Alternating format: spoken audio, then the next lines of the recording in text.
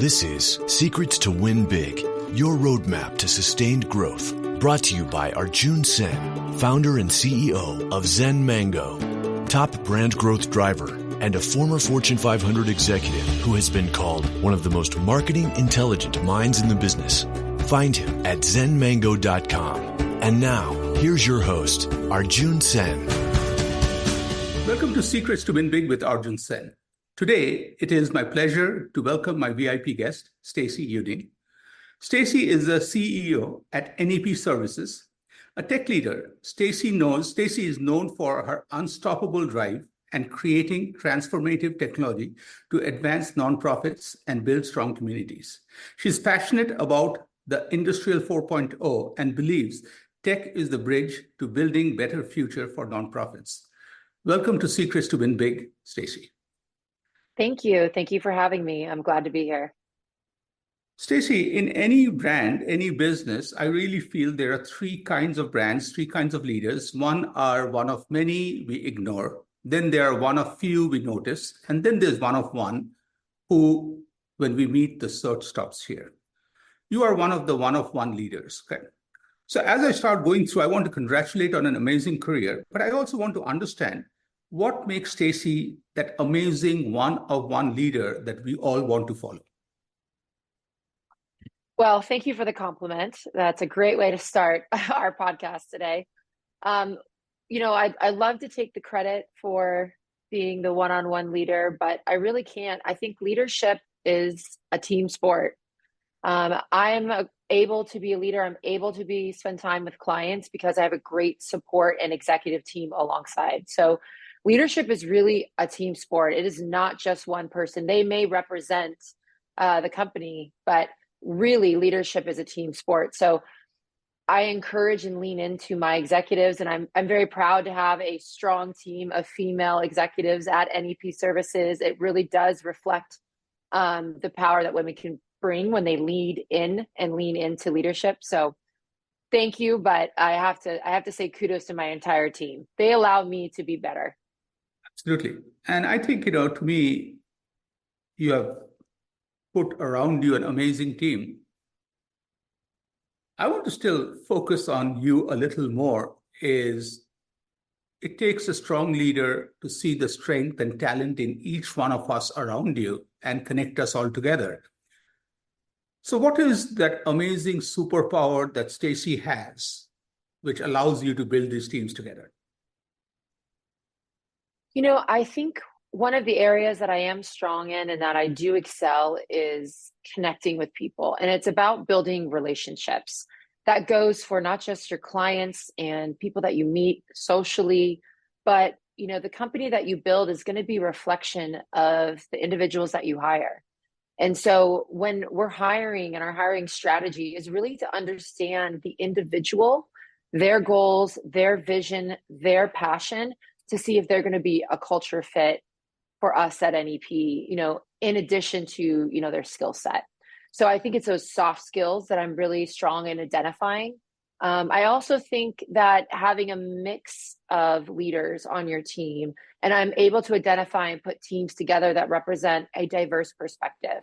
And at NEP Services, we've built platforms that help nonprofits engage with their community, with their donors, and unions are able to get connected with their members. But to do that, we need to represent a variety of perspectives within building that software platform. So hiring, to me, it needs to be a very diverse, soft skill led process. And I think our success at NEP is because we've brought on an incredible team of engineers, of client success managers, client success individuals, data specialists, and they all work collaboratively. So I think one of the superpowers I have is being able to see and pick out where teams are struggling, and then, assign and fill those goals with, the right mix, the right recipe, getting all the ingredients together for a successful team, and then ultimately a successful product. I love that. Especially, I think a leader is, to me, number one, the vision provider. In this case, you seeing what rest of us do not see. It's just like We all are out there. I'm trying to find what's going on. You just like, Arjun, look, little left. I'm like, wow, that's it. And that I think is such a superpower. I want to go a little bit more into NEP. Okay. In the world of nonprofits, before NEP came into existence, we really didn't need NEP. But now that NEP is there, I'm like, wow, how did we exist?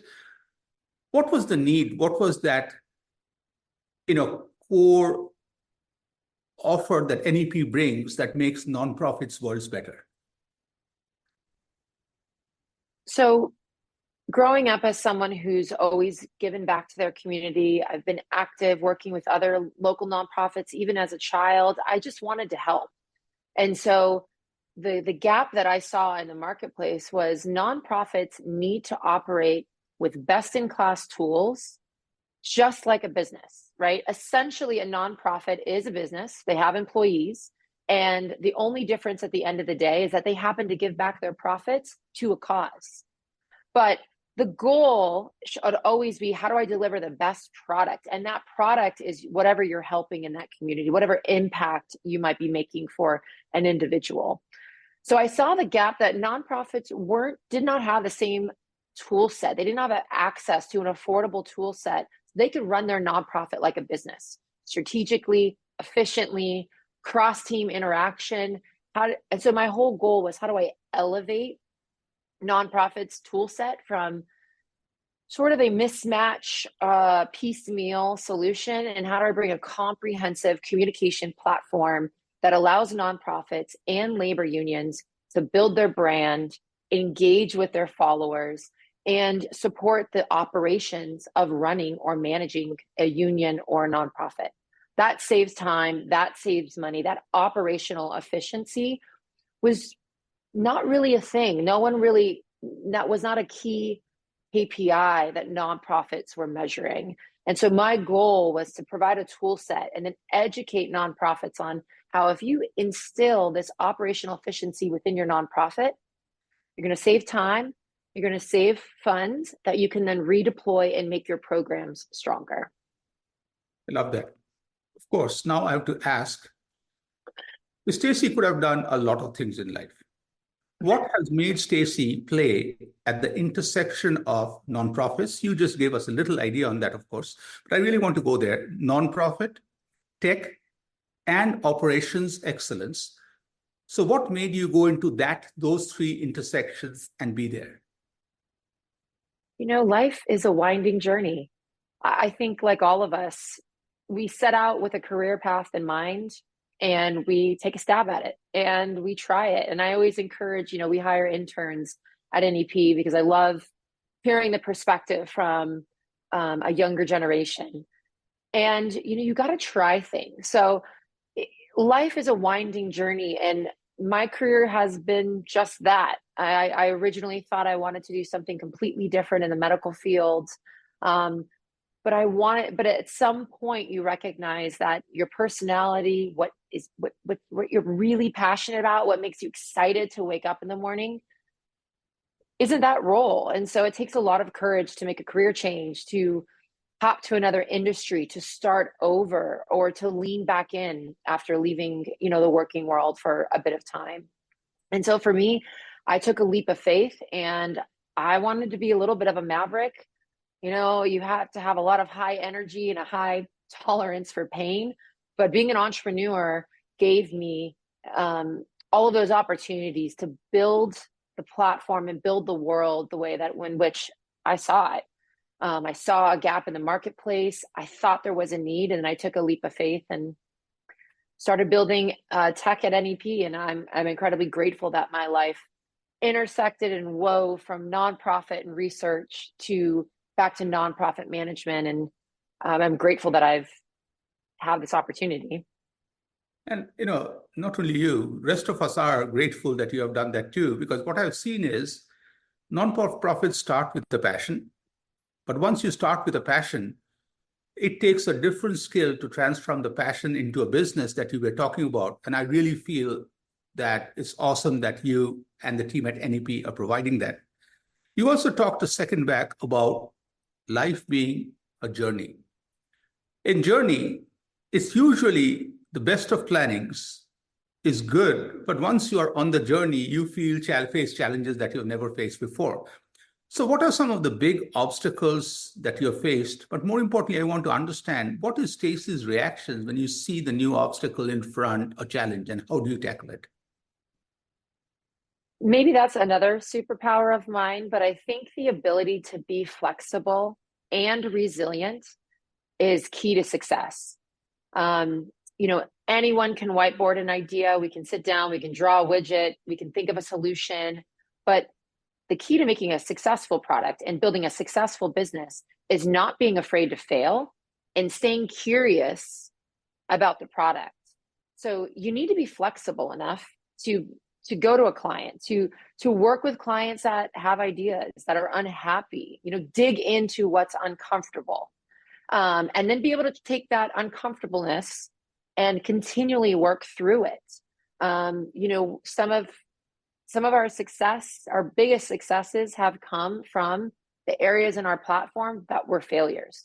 And that's because I stare failure in the face. I want to know when it doesn't work, and I want to know why. And I'm curious to know not just a super level of why it doesn't work. I want to really dig into the process. I spend a lot of time with customers on the ground. I'm sort of customer obsessed. I want to know how they do it, why they do it, why wouldn't you do it this way? And all of those curiousness, asking those questions, that helps us bring back a perspective to our product that we just don't have because we're not using it every day as a client. So I think when you hit those challenges, you hit those roadblocks, you've got to climb over, you've got to be resilient, you've got to dig into the ugly. You've got to stare ugly in the face and understand the why and admit that you failed and go back to the drawing boards. And I think a lot of people have a hard time pivoting and doing the hard work with when you're within that failure mode, right? And so the key to success is that flexibility and that persistence to drive through the bottom of that trough so that you can make it through to the other side. And NEP has really been very, very resilient, from our entire staff to our clients. We really do focus on client communication and being client obsessed so that we can be flexible platform. And that's really what's driven our platform to where it is today, is the fact that we've been able to listen well enough and long enough to our clients that have allowed us to iterate beyond those challenges and beyond those walls that other people just, I guess, don't have the resiliency to break through. When you started this answer, I immediately caught on to the two words, and I was very excited that, wow, that's the answer. And the secret is, as you start going through flexibility and resilience. Okay? But as we started talking, I realized many a time we are out of the game and we don't have even a chance to be flexible and resilient till you told me staring failure, literally staring at failure, looking straight at the face, because I really think that's the part where the attitude of a team comes in, because failure happens. Okay. You really, and that to me was the core mindset that you showed me was very powerful, is how do we deal with failure? Not look at failure to be a dead end, but literally a stop sign where you are refocusing, coming out stronger. And if we have to name the podcast right away, of course, we'll talk a little more cool things. I right away think that staring failure at the face, I think something around is very powerful to build on. Now, when you look at failure at the rear view mirror, what is some of the cool things you and the team feel? How do you celebrate? How do you move forward? The staring ugly and failure in the face, I think it's all about attitude. And you nailed it on the head, because it's your attitude in that moment that will send a message to your team that we're going to give up and pack our bags and go home, or we're going to go back to the drawing board. We're going to think differently. We're going to ask for advice from our clients.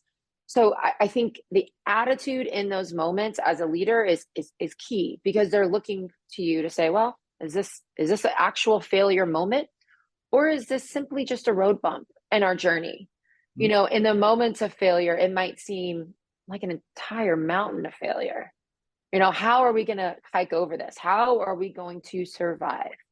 But if you take a step back and you shift your perspective And when I look back at all those failures in my rearview mirror, were they really mountains, or were they just road bumps? Were they speed bumps? Were they part of that winding journey of life that were necessary for me to push my platform to where it is now? I would say that our failures, all of those issues in the rearview mirror, where we could have done better, where we didn't think about a feature in depth enough, where we could have iterated more in the development process before we released it. That is exactly why we're successful today. The good things about our products, the things that have always been great, they're still there. They still work. But now our platform is, 10x improved because we've hit all of those roadblocks. So every time I see a failure, every time I look back on the things that we've overcome, to me, those are the wins. Those are the opportunities. Those were the moments of opportunities where we could have stepped up or stepped out of the game. So when we look back, we kind of chuckle about them, because in the moment it was, it felt life or death. And that's how sometimes it does seem, in the moment. But really, it was an opportunity to reflect. It was an opportunity to be curious and ask questions, not take it personally. And I think that is what, again, just built and allowed us to thrive within software space, which is a very competitive, very difficult business to run and to manage and to grow, because we've been able to iterate and not take it personally and look at those challenges as opportunities. And that's not new advice, but it's definitely harder advice to take when you're in that moment. And I think it's more than just advice, because advice we can find anywhere. Hearing from somebody who's living it is totally different. Yeah. And now you just added a different dimension. Okay. I was very excited and happy that we found its attitude, but I also realized that the phrase that you have used quite a few times is the winding journey, or the unwind, of life. I really think that perspective is very important, because that perspective, when you are connected to attitude, it really shows that the journey is not over. All you have to do is shrug that dust off you and let's keep moving, because I feel attitude and that perspective of yours, then the flexibility and resilience together becomes that amazing success of NEP. So we talked about failure a lot. Let's shift gears to talk about some big wins as a team leader, because you always deflect you to the team. I really love that. Some of the big wins of NEP that you're proud to talk about that puts us in the unwinding journey. See, I'm using your phrases, long term. Well, of course, on this winding journey of life, you take all these unexpected turns, and that's sort of the excitement, right? I'm very passionate about what we do, and thankfully, our team is incredibly passionate as well. I mean, they work with nonprofits. We help change makers make bigger and broader and more impactful change. That's pretty cool. I could go and have a job as a corporate attorney. No offense to any lawyers listening. I could do a lot of things in life, but I get to help change makers. So, some of our biggest wins, and again, this comes back to attitude and mindset and perspective. Some of our biggest wins have been ideas from our clients, working alongside them. We've raised, $65 million for nonprofits through our strategic marketing. We've launched helpahero.com, which is a great crowdfunding platform that actually protects your data. So it's not resold or shared to third-party marketing, so that, data security is something that we all very much care about. None of us want more telemarketing calls. And so, we've come up with a series of these tools, and the one that we're most proud of, our crown jewel, is Connect Plus association, union, and nonprofit management software. So again, sticking with the theme of how we can make change bigger and better, this platform automates and creates operational efficiency for the back office of nonprofit work that they have to do every day. Nonprofits need to communicate. They need to send text messages. They need to get out their yearly fundraising push. Unions need to manage their membership. They need to communicate with their members about benefits and pay, sick leave, issues on the job. Associations need to make sure that their members are in good standing. And so this game-changing software does two things really, really well. It allows us and allows a nonprofit to manage their own CRM database and at the same time deploy a membership or donor experience and communication system all in one. So gone are the days where our clients have to use 6 or 7 tools to get the job done. Our B2B software allows nonprofits to be efficient. You spin it up, you send a message, you select your group, out it goes. So when I can help them be more efficient, and that's a big win for us, if I can help them be more efficient, then my leaders on the ground can spend time with the members on the ground with actual policymakers, making sure that the change that they want to make in the community is being executed. They don't have to worry about the back office stuff. And that really, again, is really it's driving impact and it's driving change for our leaders that can then affect positive change in their communities. So we're really, really proud of that. Connect Plus platform is an incredible tool, and we're very proud that we recently won an award with Fast Company as one of the most innovative platforms in North America. We were number 8 on the list. So we're incredibly grateful and proud to be recognized for our dedication to the nonprofit space. That's huge.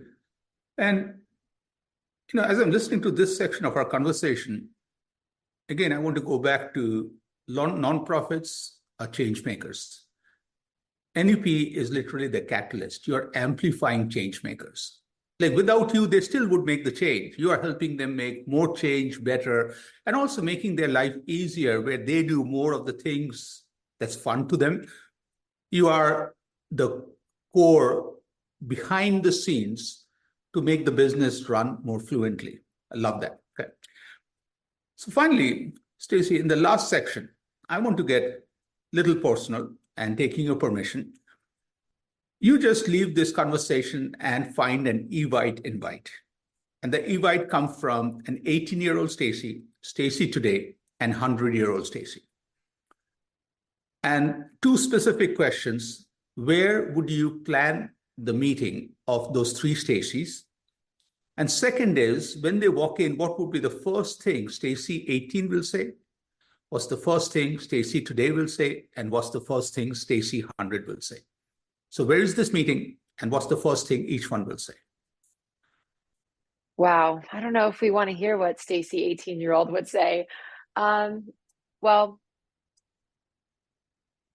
I think on the theme of our conversation today, life is a journey. It's a winding road.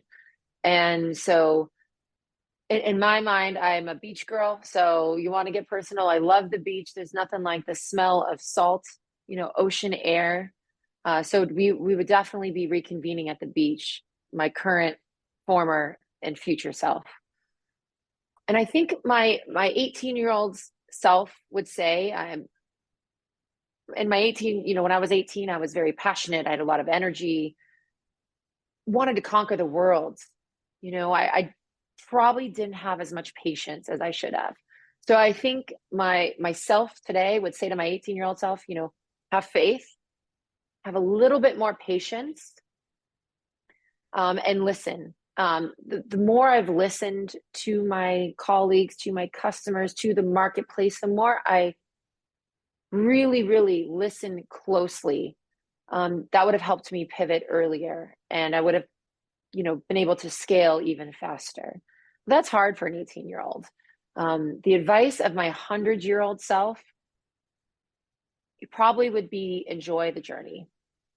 A lot of us spend a lot of time working. I think over half your life, you spend with your colleagues and working. And I think as a 100-year-old self, I want to make sure I look back at this winding journey and I've enjoyed the ride. And so, that's something that I'm focusing on in the next decade is I want to make sure that as I build my company and we hire and train more employees, we build a team, a family that they're taken care of along the way. They're spending time with their family. They have balance, that they're enjoying the journey as well. And I think it's a really unique situation to have that opportunity to enjoy the journey, even at work. So I think that would be the advice my ancient 100-year-old self would give, would be to take a deep breath, enjoy the smell of the ocean, and really enjoy those little moments in the journey. What is unique about the answer is somewhat, part of it is similar to what others talk about.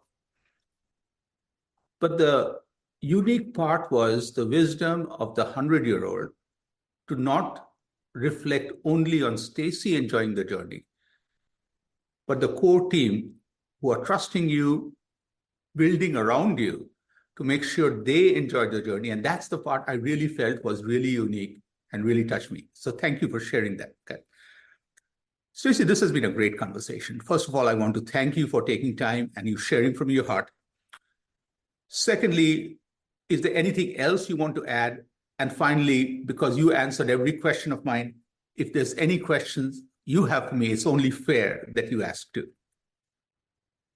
Oh, wow. Putting me on the spot. Now the microphone's on my side. I would say that there's a lot of opportunity in the nonprofit space and union space to innovate. And if anyone out there wants to be part of our journey and wants to be a part of our mission in life, I would love to hear from them. So they can go on our website, send us a note, follow my LinkedIn, follow our company page. We would love to work and collaborate with nonprofits across the country, around the world. We'd love to share our tool sets, to strategize, and mostly learn from them, be collaborative. It is a journey, and the journey takes more than one person. It's a partnership. It's not just us. It's our customers, it's our client, it's communities. So that would be my last and final comment, would be just an open ear to listen and to learn to those around me. And then my question for you would be, why do you choose to do a podcast with leaders? And what is your obsession with winning big? Because there's nothing I like more as a former athlete than winning big. So why do you choose to lead your podcast with Win Big? I just think life needs to have a meaning that we are going all out. Okay. And Win Big could be very different. Okay. For me, when I was 7 years old, that soccer match, being the goalie, and when the ball came, just deflecting and getting the ball out, that was Win Big.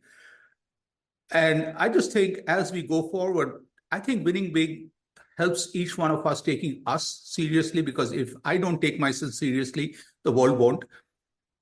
And I also realized that talking to people, leaders in all walks of life around the world, there's a few things, those are common. Leaders who go further realize it's about the team. It's how they choose the team, how they motivate the team, how they send who to bat next. And at the end, if I summarize everything, I have found there are 4 roles of leaders. That's it. And you nailed all of them. And I just was like, wow, like you were talking about all of them. That's very powerful. And I'm not saying it to make you feel good. This is exactly the 4 roles. Okay? Number 1 is vision.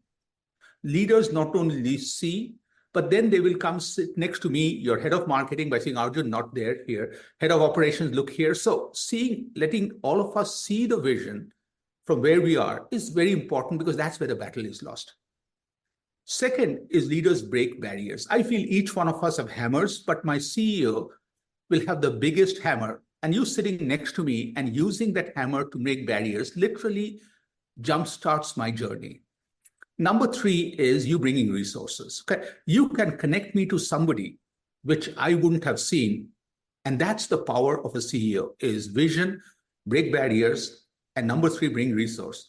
And the 4th and the most fun thing leaders do is be a cheerleader. Like you are in a unique and the best seat in the house to see individuals in your team accomplish. And when they look at, just like little kids, now they're all 5-year-olds, by saying, look at what I did, like my artwork, and you just saying, wow, amazing. And that's it. And so to me, I really feel that, there's a life I have, but doing this podcast really gets me excited. And the energy is amazing. So again, thank you for asking that. Hope I answered your question. Yeah, I agree with you. I think winning, it's a sport that we play in life.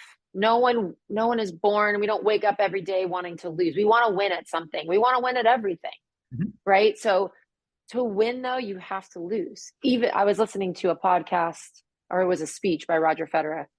And did you know that he actually misses 50% of his shots, but he's still top tennis player in the world, right? But that's about the attitude, right? So I think winning it's all about winning, and it's how you win and how you measure up yourself, and how you don't let failure bother you.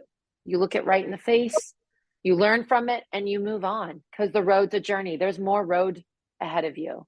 So I love the idea of your podcast, and that it's winning big, because that's why not?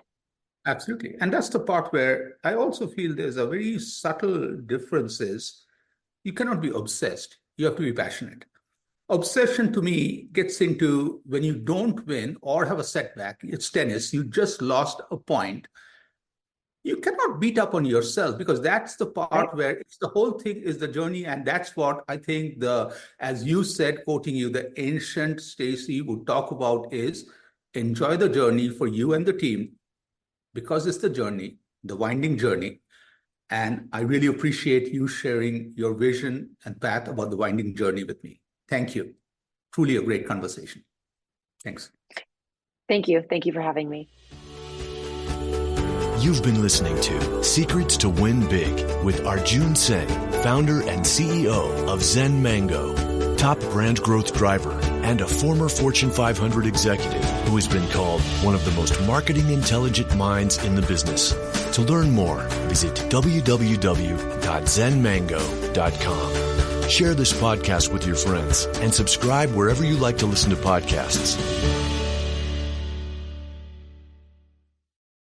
This podcast is a part of the C-Suite Radio Network. For more top business podcasts, visit c-suiteradio.com.